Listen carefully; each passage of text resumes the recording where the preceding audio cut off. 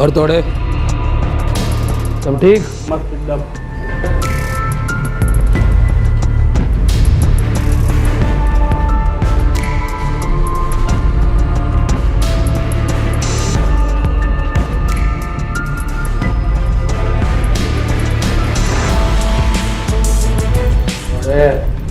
मजे में।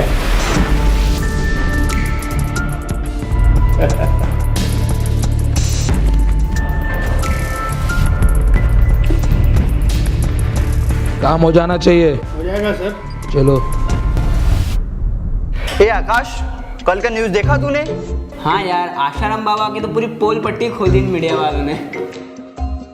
अरे वो तो तांत्रिक है, तांत्रिक। अरे उसने तो अपने गुरुकुल के बच्चों को मार दिया था। तो बहुत बड़ा जमीन माफिया है, जमीन माफिया। तो अभी बाबा कहाँ है? अरे होगा कहाँ, जेल में सजा काट रहा है बेचारा बाबा।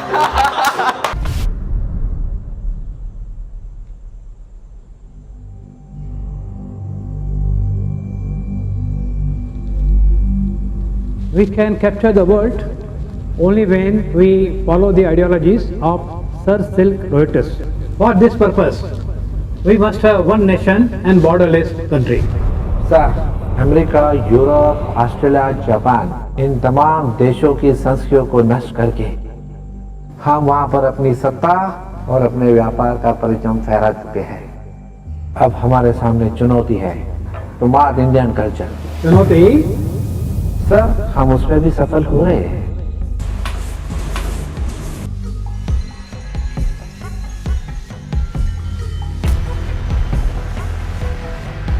इनकी परिवारक व्यवस्था को खत्म कर दो।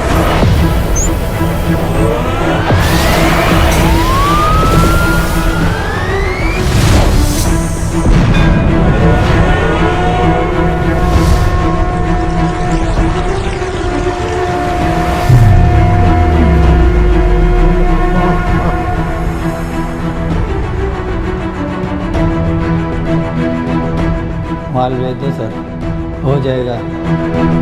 और सुन। जी सर। और सरकारों से लेन देन शुरू कर दे। जी सर। धर्मांतरण, बॉन्ड, ड्रग्स सब तेजी से बढ़ा दो। हाँ सर। कॉन्वेंट स्कूल भी तेजी से बढ़ा दे। मान लो हो गया आपका।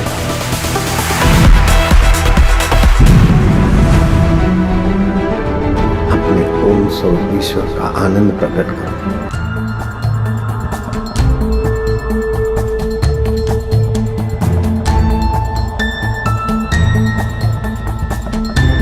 तुमको मैंने काम सौंपा था, क्या हुआ?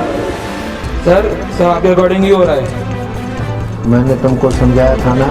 एक बाबा के करोड़ों भक्त हैं, उनके कारण ही सब बखेड़ा खड़ा हो रहा है। हमारे कन्वर्ट किए लोग वापस हिंदू बन रहे हैं।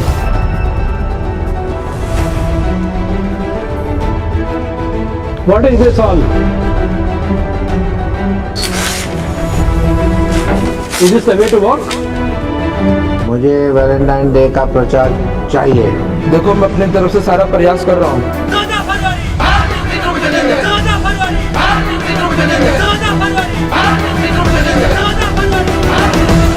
Okay, final. Do zero mission and finish it.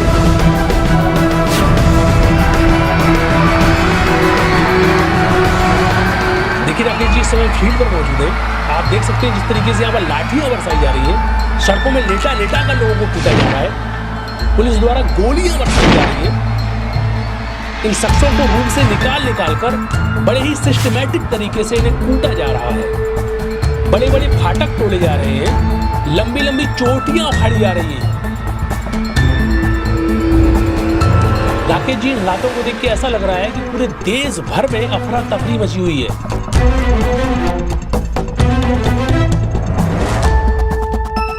नहीं सर, आप टेंशन मत लो। एक बार डील पक्की हो गई ना, मैंने बोला था ना, इनकी संस्था की तो मैथी मार के रख देंगे। इनको तो जेल में डलवा के ही बैठेंगे। हिंदुओं के धर्म गुरु फैलाए जाने वाला सर कुछ ही समय में होंगे।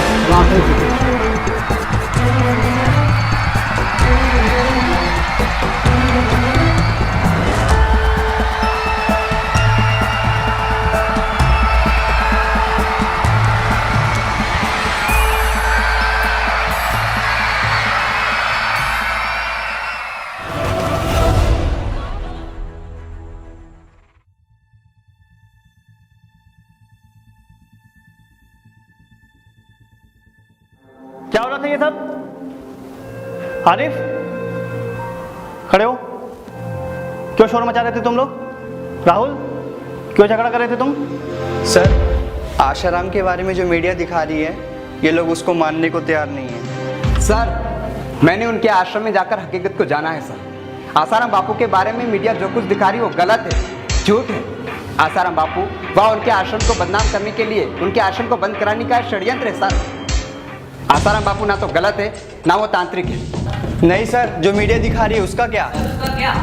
सर, जो मीडिया और कोर्ट दिखाती है वो गलत है, गलत। सर वो गलत है।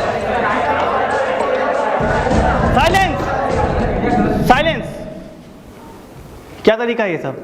तुम लोग में थोड़ा सा भी मैनर नहीं है कि क्लास में किस तरह से बिहेव करते हैं? बच्चे नहीं रह गए हो तुम लोग, कॉलेज में आ गए हो। ये कोई तरीका है बात करने का? क्या जानना चाहते हो तुम लोग? तो इस तरह से शोर करने से, झगड़ा करने से कोई सॉल्यूशन निकलेगा क्या? No sir. तो मैं आशाराम बापू जी के बारे में जानना चाहते हो ना आप लोग? यस। मैं बताता हूँ क्या रियलिटी है। सरकार के पास ऐसा कोई सबूत या गवाह नहीं है जो 15 अगस्त 2013 की रात को तथाकथित घटना के समय आरोपकर्ता लड़की की कुटिया के अंदर की उपस्थिति को सिद्ध कर सकें। ठोस प्रमाण प्रस्तुत कर रहे हैं जो आशाराम जी बापू की निर्दोषता बयान करते हैं। पहला प्रमाण, गवाहों के बयान व डॉक्यूमेंट्री एविडेंस ये कहते हैं कि आरोपित घटना के समय बापूजी सत्संग व मंगनी कार्यक्रम में अपने 60 से 70 भक्तों के बीच बैठे हुए थे। कोर्ट में प्रस्तुत उस समय के फोटोज तथा उपस्थित व्यक्तियों की न्यायालय में हुई गवाहियां इस बात का प्रत्यक्ष प्रमाण है। ऐसा एक भी प्रमाण या गवाह सरकार के पास नहीं है जो ये कहे कि उस समय बापूजी सत्संग में नहीं कुटिया में थे। दूसरा प्रमाण, गवाहों के बयान व किसी संदिग्ध व्यक्ति की कॉल डिटेल रिकॉर्ड्स ये कहती हैं कि आरोपित घटना के समय आरोपकर्ता लड़की अपनी मां के फोन से किसी संदिग्ध व्यक्ति के साथ फोन से संपर्क में थी। इस संदिग्ध व्यक्ति व लड़की के बीच में तथाकथित घटना के दिन दोपहर 1:43 से रात के 12:04 तक 17 बार संपर्क हुआ है। कॉल डिटेल रिकॉर्ड्स कहते हैं कि लड़की व उस व्यक्ति के बीच एक महीने में 1055 मैसेजेस का आदान प्रदान हुआ है। 1055 मैसेजेस भी एक असाधारण व संदेहास्पद बात है।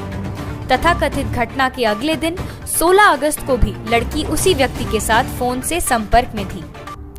इन्वेस्टिगेशन ऑफिसर चंचल मिश्रा ने लड़की की मां के नंबर की कॉल डिटेल रिकॉर्ड्स न्यायालय में प्रस्तुत तो की, लेकिन 12 अगस्त से 17 अगस्त के बीच की कॉल डिटेल्स हटाकर लगाईं। इन 6 दिनों की कॉल डिटेल्स कंसील करने के बारे में कांस्टेबल जितेंद्र सिंह राजपूत ने न्यायालय के सामने सच्चाई स्वीकार करते हुए कहा, दिनांक 12 अगस्त 2013 से 17 अगस्त 2013 तक की कॉल डिटेल्स आइडिया कंपनी से इसलिए नहीं मंगवाई गईं क्योंकि आईओ ने ऐसा नहीं कहा था। ये तथ्य सामने आने के बाद भी ये डेटा न ही जांच एजेंसी के द्वारा और न ही न्यायालय के द्वारा मंगवाया गया।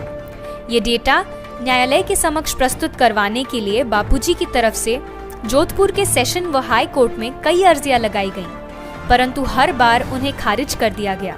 अगर लड़की के नंबर की 12 अगस्त से 17 अगस्त तक की कॉल डिटेल्स कोर्ट के सामने होती तो बापूजी के खिलाफ रचे गए षड्यंत्र का पर्दाफाश हो चुका होता। क्रॉस एग्जामिनेशन में कॉल डिटेल्स कंसील करने के बाबत पूछे प्रश्न पर चंचल मिश्रा ने कोई समाधान कारक जवाब नहीं दिया, परंतु कानून मौखिक गवाही से दस्तावेजी साक्ष्य अर्थात डॉक्यूमेंट्री एविडेंस को विश्वसनीय मानता है। न्यायालय ने जजमेंट के पैरा नंबर 339 में इस तथ्य को स्वीकार किया है कि घटना की रात को लड़की की मां के फोन से व उस संदिग्ध व्यक्ति के बीच देर रात तक संपर्क सिद्ध होता है, अर्थात तथाकथित घटना के समय लड़की घटना स्थल पर नहीं थी बल्कि अपने निवास पर फोन संपर्क में व्यस्त थी। ये बात न्यायालय प्रूव्ड डॉक्यूमेंट्री एविडेंस के आधार पर स्वीकार करता है, परंतु ये सत्य स्वीकार करने के बावजूद भी सजा दी जाती है आजीवन कारावास की। सर, आशाराम बापू का इतना विरोध क्यों होता है? यह विरोध संत आशाराम बापू जी का नहीं है, विरोध उनके सेवा सत्संग से हो रहे समाज में बदलाव का है। राष्ट्रभक्ति और हिंदुत्व के बढ़ते हुए प्रचार प्रसार का है। विरोध कौन और क्यों कर रहा है, इसको हम यहाँ पे कुछ पॉइंट्स के थ्रू समझेंगे। Number 1, media. IBN7, CNN, CNBC, इन सभी न्यूज़ चैनल्स को 100% फंडिंग चर्चेस से होती है। The times of India, Hindustan times, नव भारत टाइम्स, मिड डे, इन सभी न्यूज़पेपर्स को 80% तक की फंडिंग चर्चेस से होती है। सर, ये पोस्ट तो मैंने सोशल मीडिया में भी पढ़ा था। एग्जैक्टली। भारत में अधिकतर मीडिया ग्रुप क्रिश्चियंस, मुस्लिम और विदेशी फंडिंग से चलने वाले हैं। आशाराम बापू राष्ट्रहित और गरीबों में अनाज, मकान, कपड़े और भी जीवन उपयोगी वस्तुओं का वितरण करने में करोड़ों अरबों रुपया खर्च कर देते हैं, पर मीडिया को एक पैसा भी नहीं देते हैं। इस कारण ये हिंदुत्व विरोधी मीडिया बापू जी को दिन रात बदनाम करने में लगे रहते हैं।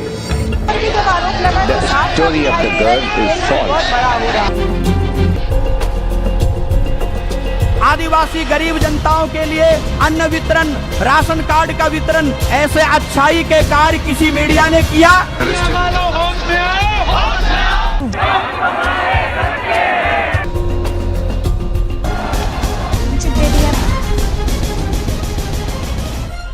Second point, Christian missionaries. According to IBMR report, Bharat देश में किसी भी गरीब को कन्वर्ट करने का खर्च पूरे वर्ल्ड में किसी भी विकसित देशों के कंपैरिजन में 700 टाइम्स सस्ता है। इंडिया पोप के लिए सबसे सस्ता मार्केट है, लेकिन संत आशाराम बापू जी के बढ़ते सेवा कार्यों और सत्संगों से ये बाजार महंगा हो जाता है। इस कारण समाज में से आशाराम बापू जी के प्रति श्रद्धा भक्ति को कम करने के लिए इन मिशनरियों का आशाराम बापू को जेल में भेजना बहुत ज़रूरी हो गया था। सच में बापू का ही सामर्थ्य है कि इतनी बड़ी पश्चिमी संस्कृति के साथ वे सीधा सीधा संघर्ष कर रहे, और उन्होंने जो रास्ता अपनाया है वास्तव में वही रास्ता सही रास्ता है।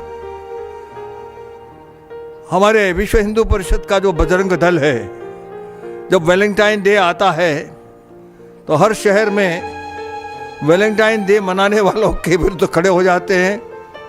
कई बार हाथापाई होने लगती है। बापू ने एक ऐसा मार्ग बताया है, इसमें संघर्ष का तो कोई मार्ग है ही नहीं।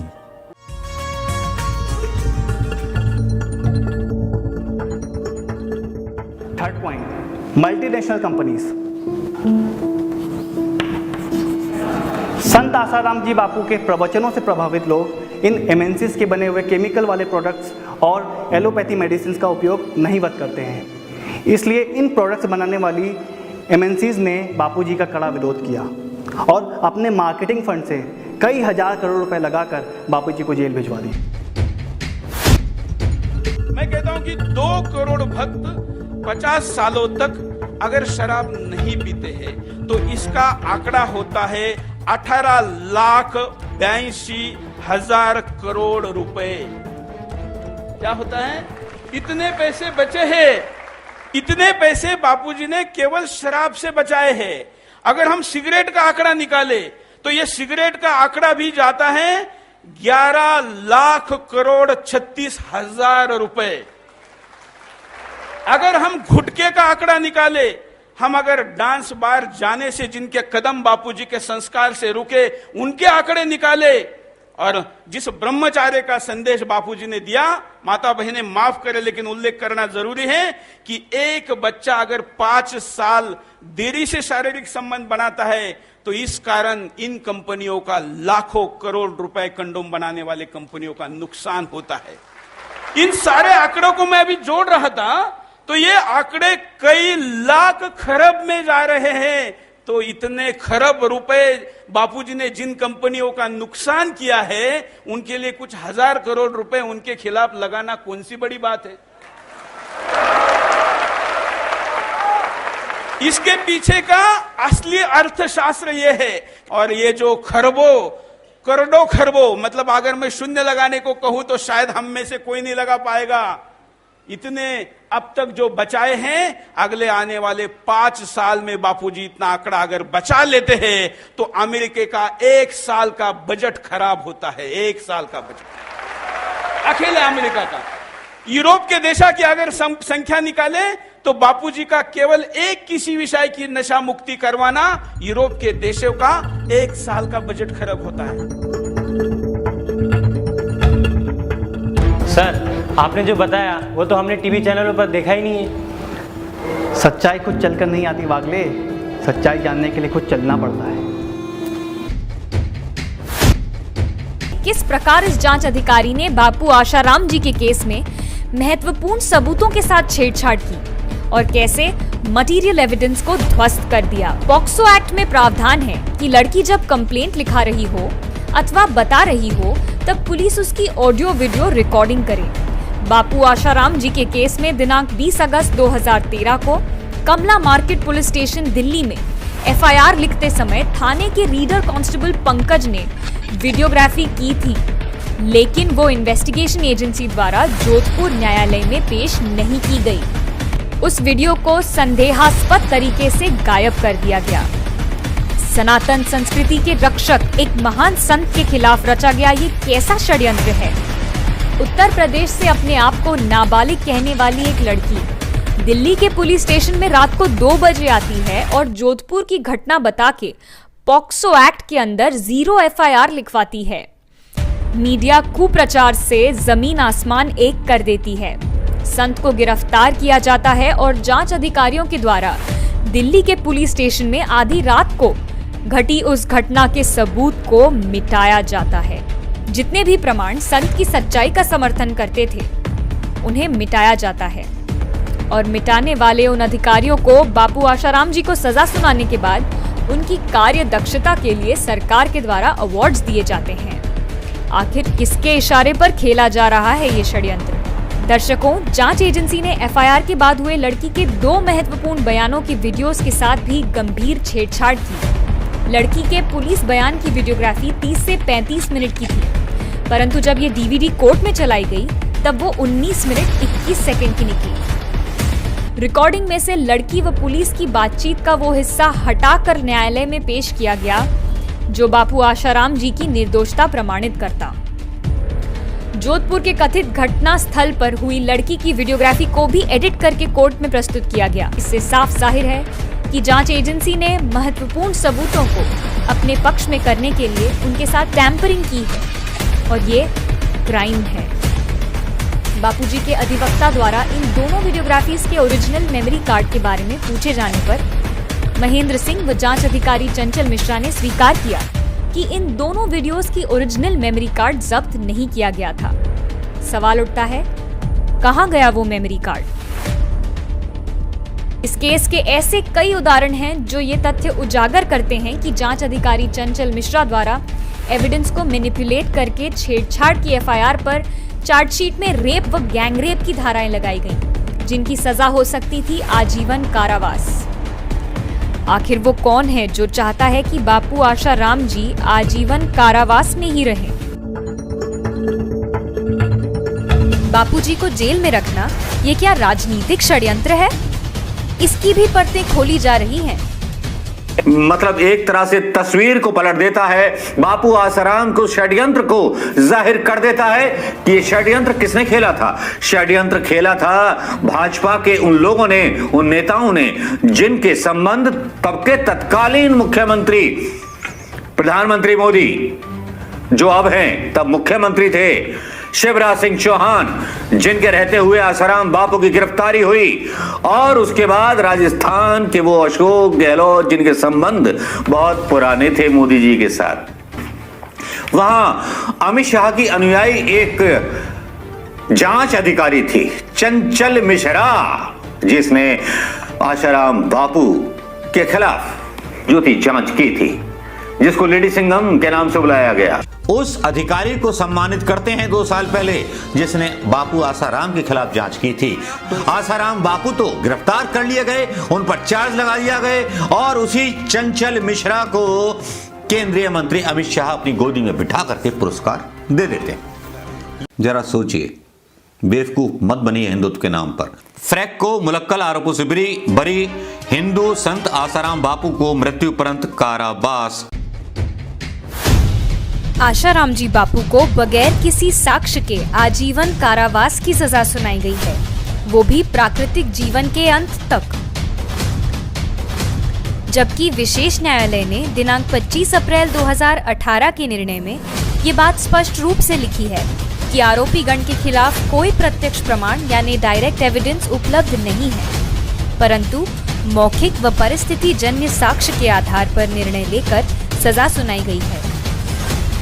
विशेष न्यायालय ने निर्णय देते समय इस केस के सही कानूनी और तथ्यात्मक पहलुओं का अवलोकन करने में कितनी गंभीरता व तटस्थता रखी है, इस बात पर अहम सवाल उठ रहे हैं। If you rape a girl, it should show up in the FIR. But there is nothing in the FIR of rape. The police, upon getting a complaint of rape, sent her to the hospital to get a examination done, and that is part of the trial record. The trial record says that the medical report says not a scratch on the girl, no question of rape whatsoever. Yet they say rape. Very first day से हम ये कह रहे हैं कि 376 का ना कोई मेडिकल एविडेंस है, ना कोई पीड़िता ने आरोप लगाया है।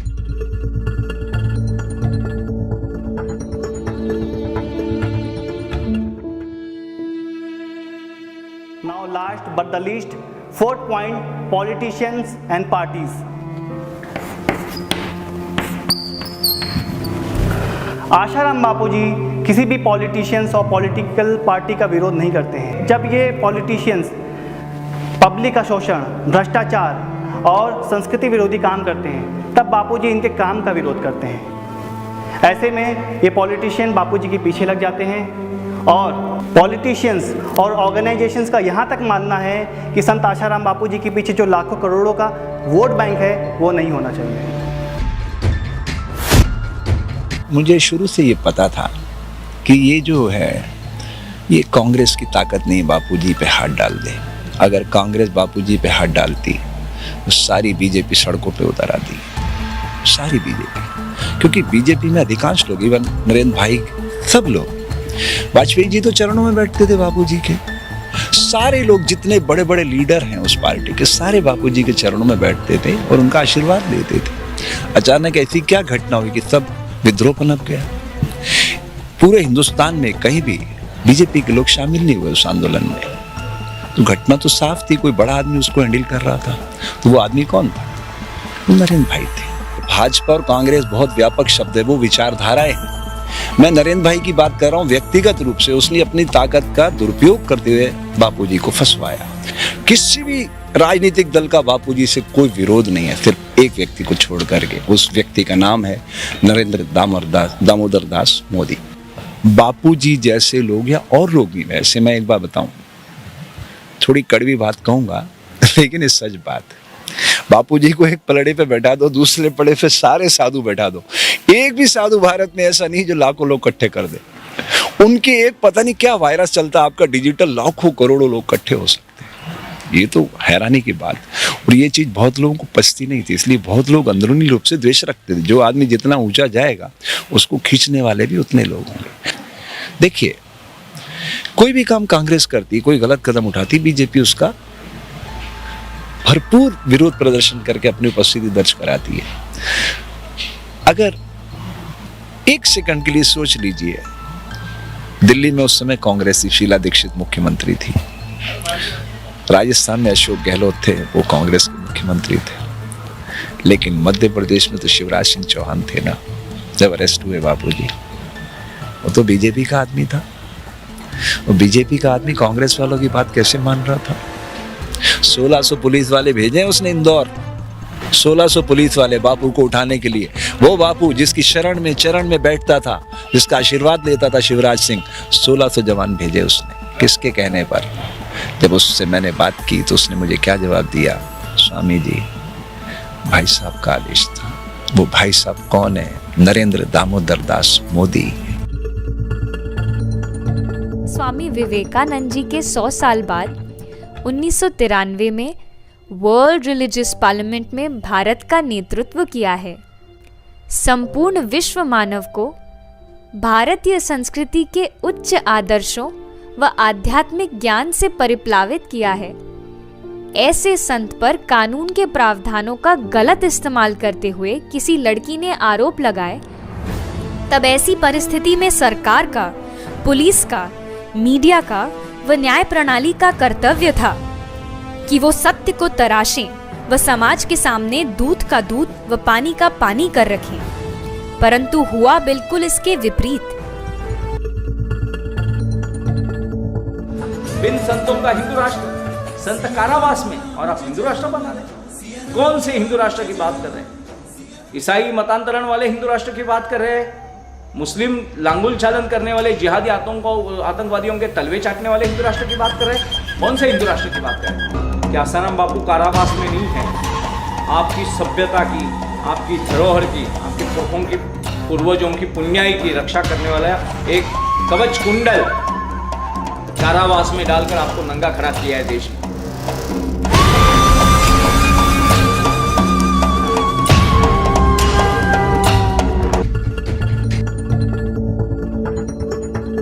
आज से 700 साल पहले गुजरात के भविष्यवेता देवायन पंडित ने कहा है, जति सती ने साबरमती क्या थाशे सुराना संग्राम, कायम कलिंगानी मार्शे नकड़ंग धर्षे नाम। यानी गुजरात में साबरमती के किनारे सत्य के साथ एक योगी होंगे, जहां सत्य व असत्य के बीच में बहुत बड़ा संग्राम होगा, और वह योगी कलयुग का नाश करेंगे तथा निष्कलंक के नाम से जाने जाएंगे। अर्थात साबरमती के किनारे संत आसाराम बापू का आश्रम है, और वे 50 सालों से आसुरी ताकतों से लुहा लेते आ रहे हैं। कलंक लगाकर उन्हें समाज से दूर तो कर दिया गया है, लेकिन यही आसाराम बापू बहुत ही जल्द समाज के बीच में आएंगे तथा मानवता का नया संविधान बनाएंगे। सतयुग का प्रागट्य होगा जो हजारों साल तक रहेगा, और लोग उन्हें निष्कलंक के नाम से जानेंगे। संपूर्ण विश्व में निष्कलंक भगवान के मंदिर होंगे। फ्रांस के प्रसिद्ध भविष्यवक्ता नॉस्ट्राडामस ने कहते हैं, भारत में एक महान व्यक्तित्व जन्म लेगा, विश्व में शांति के लिए स्थापना करेगा। नॉस्ट्राडामस ने कहा, विश्व में सन 2012 से 2025 के बीच भारी तबाही होगी। Sir, what's the goal of Asaram Bapu? Sant Asaram जी बापू चाहते हैं सबका मंगल और सबका भला। पूरी ह्यूमैनिटी के लिए आसाराम बापू जी का सूत्र है, स्वस्थ जीवन, सुखी जीवन और सम्मानित जीवन, जिसके लिए बापू जी दिन रात प्रयासरत भी रहते हैं। बापू जी ने आध्यात्म का प्रचार प्रसार जमकर किया। लोगों के जीवन से जो वेदांत कोसों दूर चला गया था, उसको पुनः उनके जीवन में स्थापित किया, और इसी के आधार पर संत आसाराम जी बापू ने भारत को एक बार फिर विश्व गुरु बनाने का संकल्प लिया। यही बापू जी का गोल है। Is it clear to all? Yes, sir.